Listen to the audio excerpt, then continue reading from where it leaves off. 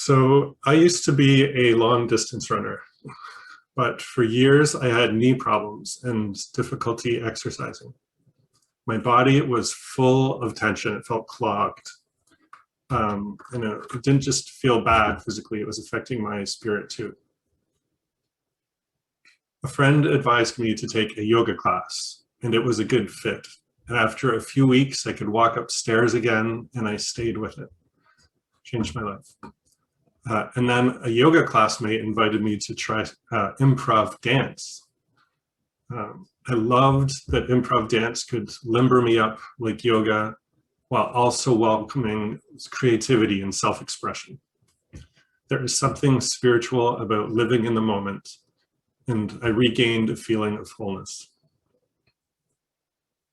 Now, improv dance is not a free-for-all. Dance is like chess. If you can accept a specific set of rules, it opens up worlds of exploration. So there are many styles of improv dance, many sets of rules that you can explore. You can explore yourself within. So I dove right in, and I loved it so much that I dropped everything and moved to an improv dance retreat center. And I stayed there for 5 years. 5 years of living at the intersection of creative movement, healthy living, and intentional community. Movement became my life. And all sorts of bodies came through. I think of a friend, Eugene, who was paralyzed from the waist down and had limited arm movement. He danced, and he loved it. We loved it, dancing with him. If I was dancing with a quadriplegic, the invitation might be just to move their attention in beautiful ways. At one point while living there, I decided to check out a nearby Unitarian congregation. I sat in the back with a clear view of the room. The minister said, for this next hymn, I invite you all to move your bodies. And then he barely rocked from side to side, and nobody else moved a muscle. So it was not what I was looking for. In hindsight, though, I bet there were a lot of people there who loved to move.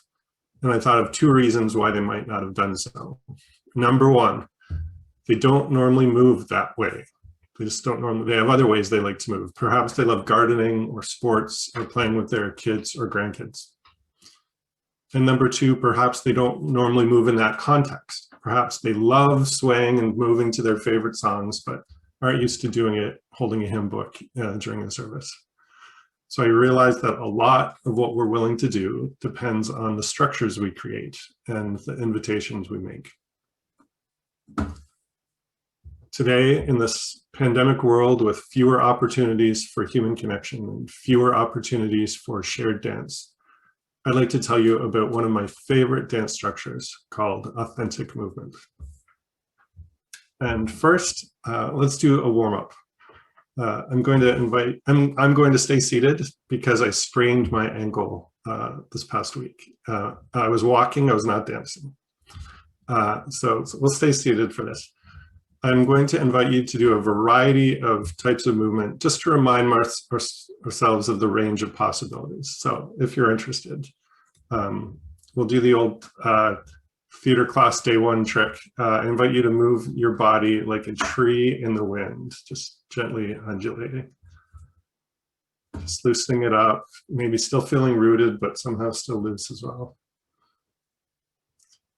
Okay, now that feels good. I want to keep doing that. I could do that for a while. I don't know about you. But now let's do like something more sudden movement, like grabbing for something. Like, can you catch the fly? Catch the fly. That's a really different feeling in my body. Stirring a cauldron of thick soup. Feel my spine loosening up when I do that. Yeah. Okay, now do the glide, just like your body might even leave the ground. This is so light. It's getting different feelings in there. Yeah, I'm not touching my seat anymore. It's really powerful. Let's see. Okay, this time pretend you're George Clooney floating away in outer space in that movie. I've got a headset on. You might be on the couch, but no, I really am floating. Okay. We'll complete the warm-up with what I call the morning pose. You pretend to yawn with your arms coming up and out. Maybe you really do yawn. Mm. So these are movements I think we all do, and it's just a good way to remind ourselves of different ways we can move. Opens up the vocabulary for when we wanted to try authentic movement, gets the body ready. So authentic movement is about welcoming the different ways your body feels like moving. It's also done with a witness, someone watching you with generosity and love. And then you switch and you watch them move. You're the witness for a while. In some cultures, for generations, people were taught that your feelings don't matter. My grandmother once complimented someone by saying, he never thinks of himself. And that was a real compliment. There was value in emptying yourself of your own needs and impulses. Emptying yourself of personal need can be powerful, but it can also backfire if you become resentful or ignore what's inside that needs to be seen. I believe that humans have a deep-seated need to be seen and honored. I imagine a child calling out to their parents, watch me, watch this, that needs to be seen. And there's so much inside of us to be seen. I think of the book Mrs. Dalloway by Virginia Woolf. The book reveals Mrs. Dalloway's inner world, her stream of thoughts as she goes through her day. There is so much more there than you would see just by watching her walking to the grocer. Humans are civilized animals. The evolutionary line brings all sorts of impulses into your bodies from our evolutionary past. All sorts of impulses that social pressure does not allow us to integrate into our day-to-day lives. And so we repress and we repress. Even the simple act of shaking it off after a stressful event. If you've seen a dog or a cat just shaking it off, something animals know how to do. Humans often repress that authentic movement. In this complicated world, busy paying the bills, looking after loved ones, caring for the larger world, distracted by social media, scary headlines, missing get-togethers, we can lose our center. We can neglect self-care and forget how to self-care. When I was doing movement rehab, the teacher would give us exercises to do through the week. And then she would say, pay attention while you do the exercises. You'll heal more quickly if you pay attention. Well, I resisted that advice. I'd rather watch Netflix while doing exercises. But it was true. It was true. The exercises worked better when I paid attention. So I had to learn to do that.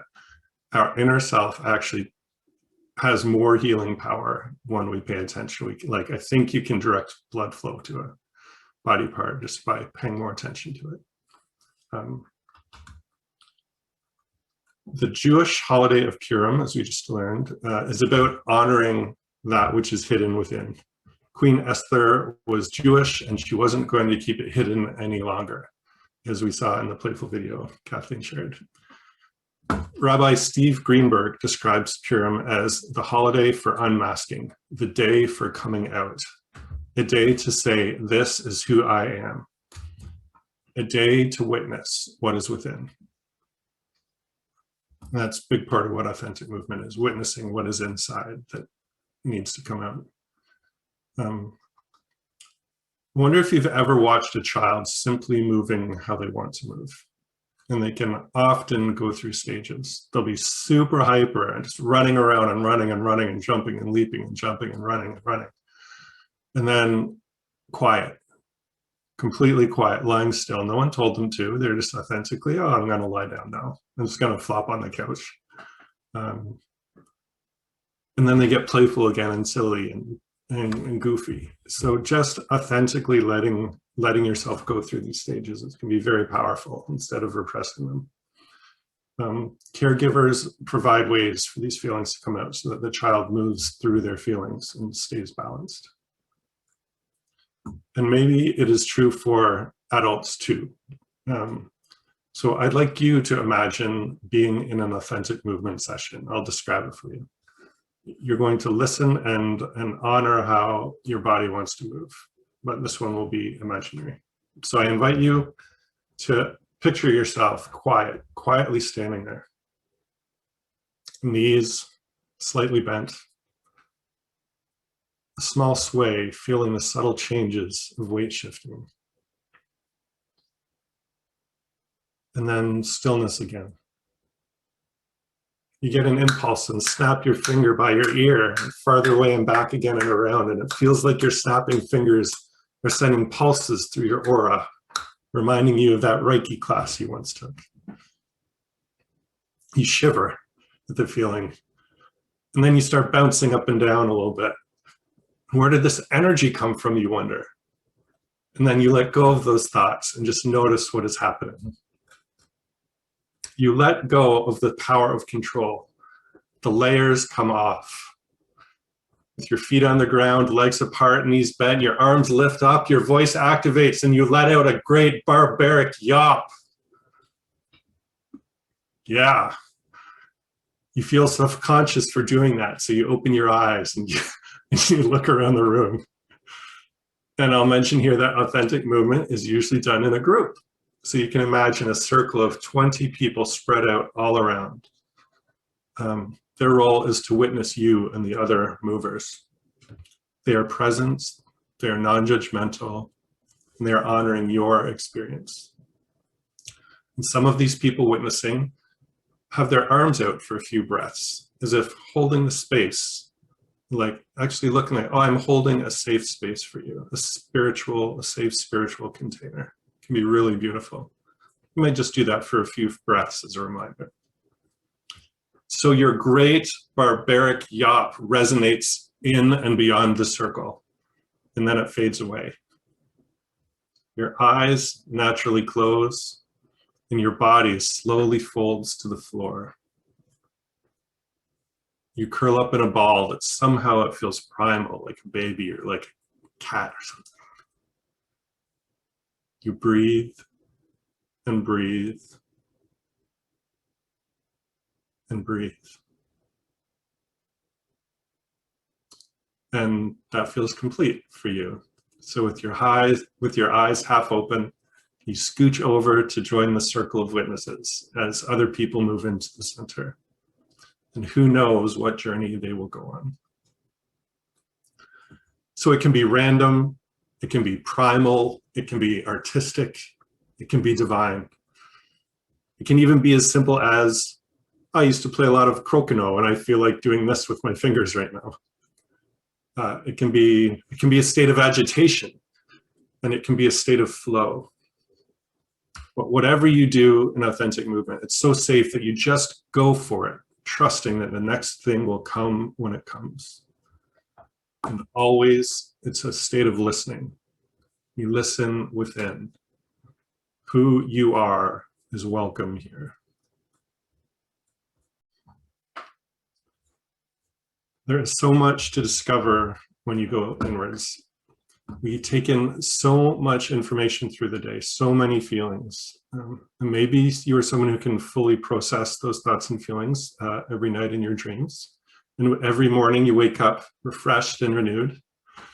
But I need more processing than that. And authentic movement is another tool in the tool belt for processing what's inside. You might discover there's some frustration from last week that you're not quite done with, that comes out by like grimacing, by like slapping the floor during a session. The feeling might resolve itself right there, simply by being given space to breathe. I might initiate a conversation with your witness about something you needed to talk about. And the feeling might be something you want to bring to your next therapy session, if it's something deeper. Authentic movement can broaden the range of emotions that you can handle.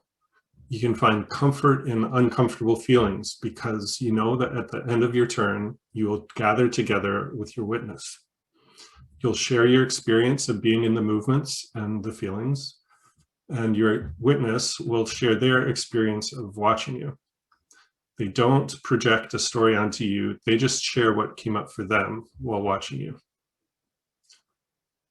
Once during an authentic movement session, a friend got extremely angry. He screamed and he punched and he screamed. And to be honest, behavior like that isn't always helpful. Sometimes it brings catharsis, it gets out of your system, but other times it can deepen the channels of trauma. So many people in the dance community ended up becoming therapists because of the desire to more rigorously help people work through what's inside of them. But back to my friend who got angry during a session, I am so glad he had a safe structure for getting that out. I also want to say that this experience of witnessing anger, and not just witnessing, but also experiencing anger, sadness, unbridled joy, heartbreak, I feel like those experiences I had in authentic movement helped me better able to move into ministry. I can handle your feelings because I practiced within a safe structure. If movement isn't your thing, that's totally fine. You might want to try a more conversational approach to the inner world called authentic relating, which offers a conversational or many conversational structures for opening inwards. And if you want a more solitary approach, journaling can be a wonderful stream of consciousness practice. I imagine there are many journalers within our group. So whatever you do, know that going inwards can be an amazing journey through your own processed feelings from the week. And you can go through stages and then end up processing where you're at with the big questions about life and death. You don't try to do that. That stuff just comes up if you go through the stages.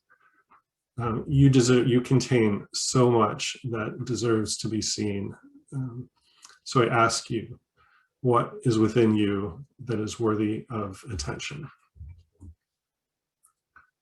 And may we all move through this life together.